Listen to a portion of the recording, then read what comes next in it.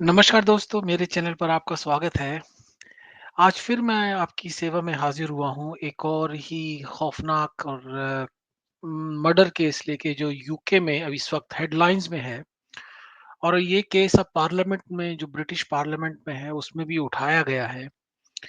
और इसके बारे में मैं आपसे शेयर तो करूँगा ही, और उसके बाद में मेरी ऑब्ज़र्वेशन है, जो मेरा ओपिनियन है इसके बारे में, कि एक और इसमें बात जो निकल कर आती है कि क्या हमारे जो इंडिया में ये लोग शादी करने जाते हैं बाहर से, तो उसके क्या रिperकशंस हैं। मैं वो उस एंगल को भी इस वीडियो में मैं आपके साथ शेयर करूँगा, तो बने रहिए दोस्तों। मतलब बड़ा इन्फॉर्मेटिव होने वाला है, क्योंकि जो दिखता है, वो सब कुछ वैसा होता नहीं है। तो पहले तो इस केस के बारे में थोड़ा-सा बात करेंगे। तो आपने पता नहीं सुना है कि नहीं कि एक यूके में एक यंग बेटी का, हर्षिता का मर्डर हो जाता है। उसकी जो लाश जो है, कार की डिक्की में मिलती है। और वो कहीं दूसरे शहर में 100 माइल पे खड़ी हुई थी। और जब पुलिस में रिपोर्ट होती है कि ये जो हर्षिता है मिसिंग है 2 दिन से, फिर जब उसको ढूँढते हैं तो उसकी बॉडी इस कार के अंदर मिलती है, डिक्की में। और ये जो इसका हस्बैंड है, ये अब गायब है, और इसके लिए अब इंटरनेशनल मैन हंट शुरू हो चुकी है, कि इसको सस्पेक्ट किया जा रहा है कि ये शायद इसका इसमें हाथ था। और अब ये बड़ा ही, मतलब अभी इनकी रिसेंटली ही शादी हुई थी मार्च के अंदर, जैसे कि वो आर्टिकल में लिखा है। और हर्षिता सिर्फ 24 साल की थी। और ये जो था लड़का, ये 23 का था शायद। और ये पहले भी उसको मारता-पीटता था। तो डोमेस्टिक अब्यूज़ में पहले इसके पुलिस में इसकी कंप्लेन हो चुकी थी, और इनका कुछ चल रहा था आपस में। और वो लंबी, मैं आपसे नहीं पूरा आर्टिकल डिस्कस करूँगा, तो मैं लिंक में डाल दूँगा, आप पढ़ लीजिएगा। तो ये एलिजेडली ये जो है मर्डर करके भाग गया है। इसका चांसेस है कि ये इंडिया में है। और अब जो हर्षिता की फैमिली है, वो अब बहुत दुखी है नेचुरली। और अब इसको ढूंढ रहे हैं। और मैंने जैसे कहा, ये अब क्वेश्चन ब्रिटिश पार्लियामेंट में भी उठ चुका है। तो इसका क्या नाम था, मैं भी बताता हूँ आपको पढ़ के। इसका नाम मिस्टर लांबा है कोई। तो अभी आप देख लीजिएगा, मैंने ज़्यादा इसमें, मेरे को अभी ध्यान नहीं रहा इसका नाम, तो मैंने पढ़ा था। तो ये देख सकते हैं कि ब्रिटिश पार्लियामेंट में भी अब ये जो है, इसको Harshita wells case at prime minister time, जो ऑफिस में जो पार्लियामेंट में होता है, तो अब ये संज्ञान में आ चुका है। और पंकज लांबा, तो इसका नाम पंकज लांबा था, जो पहले भी प्रीवियसली अरेस्ट हो चुका था डोमेस्टिक वायलेंस में। और अपनी वाइफ को इस तरह से बेदर्दी से मार के उसको बूट में बंद करके भाग गया। ये आरोप है। तो दोस्तों, पहली बात तो जो मेरे को, ठीक है, खौफनाक और दर्दनाक जुर्म इस टाइप के होते हैं दुनिया में, पर इसमें एक सोशल मुद्दा भी है, जो मैं आपके साथ डिस्कस करूंगा। और दोस्तों, सोशल मुद्दा ये है कि ये इसकी शादी अरेंज मैरिज थी। ये अपेरेंटली हरियाणा से हैं, हर्षिता बरेला। और ये हरियाणा से हैं, और इसकी अरेंज मैरिज हुई थी मार्च में। तो मेरे को लगता है कि जल्दी में फटाफट में हो गई, क्योंकि लड़का बाहर से था, यूके से आया हुआ था। तो शायद पेरेंट्स ने सोचा कि ठीक है, हफ्ते में मिले, छुट्टियां नहीं होती हैं, वो छुट्टी बाहर से जाते हैं, कम छुट्टियां होती हैं, तो फटाफट शादी जो है वो कर देते हैं। तो ना पूछताछ करते हैं, ना जान पहचान। तो मैं इसी मुद्दे पे आ रहा था दोस्तों, कि अरेंज मैरिजेस हमारे इंडिया में करते हैं। और क्या क्या मतलब, जब और खासकर जो लोग फॉरेन से आते हैं, जो एनआरआईज़ हैं, जो बाहर रहते हैं, उनके साथ इतनी जल्दी 1 हफ्ते के अंदर बिना जाँच-पड़ताल के, मेरे को मैं इनकी बात नहीं कर रहा, मैं जनरली एक बात कह रहा हूँ। क्या जो लोग शादी कर देते हैं, क्या वो ठीक है?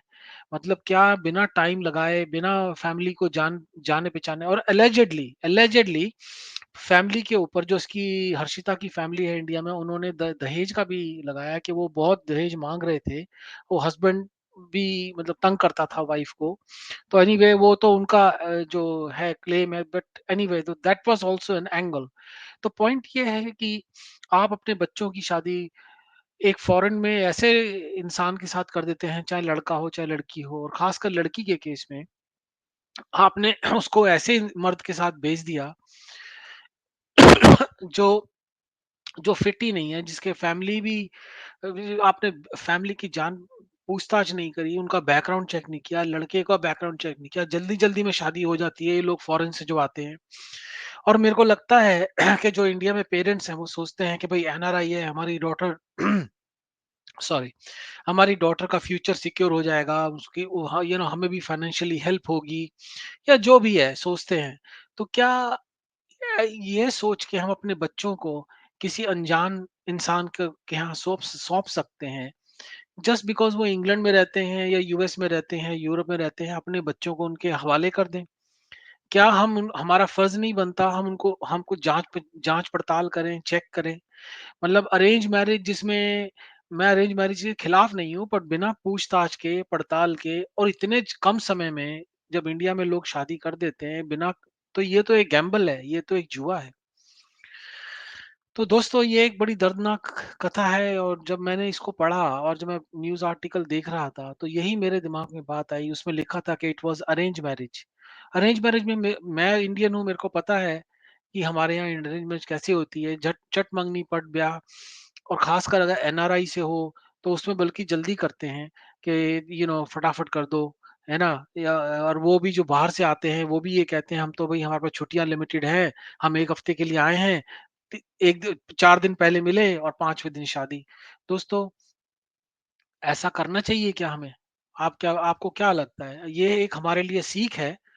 और देखिए ऐसा भी होता है, ये लोग देखिए हम लोग आते हैं फॉरेन कंट्री में अपने देश को छोड़ के, अपने माँ-बाप को छोड़ के यहाँ अपनी ज़िंदगी बनाने, और ऐसे से हम अपने कारनामे कर रहे हैं। अब ये जो न्यूज़ है, ये पूरे यूके के अंदर नेशनल न्यूज़पेपर्स में है, और कितने मतलब देखिए अब हाइलाइट हो रहा है ये। तो इस तरह से मतलब अगर आप किसी के साथ आपकी नहीं बन रही, तो आप तलाक ले लीजिए, आप डिवोर्स ले लीजिए। आपको ये घिनौने काम करने की क्या ज़रूरत है? पहली बात तो ये। और दूसरी बात, इस लड़की ने डोमेस्टिक वायलेंस का केस भी किया था, और उसपे कोर्ट ने बोला था कि आप जो है आप लड़के को बोला था कि आप हर्षिता को अप्रोच नहीं करेंगे। फिर भी वो इसके पीछे पड़ा रहा, और फैमिली के थ्रू उसमें जो मैं आर्टिकल से बता रहा हूँ, जिस तरह से मेरे को प्रतीत हुआ है कि वो इसके पीछे था, और फिर फैमिली के रिलेटिव्स के थ्रू फ़ोन पे बात करवाई, और फिर ये उसने राज़ी कर लिया कि पुलिस रिपोर्ट को तुम वापस ले लो।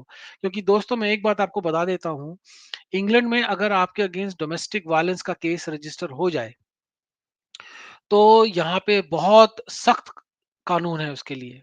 तो ये आप इस बात को ध्यान रखिए। और यहाँ पे ये इंडिया की तरह, मतलब अब तो इंडिया में भी मैंने सुना है कानून बहुत सख्त हो गए हैं।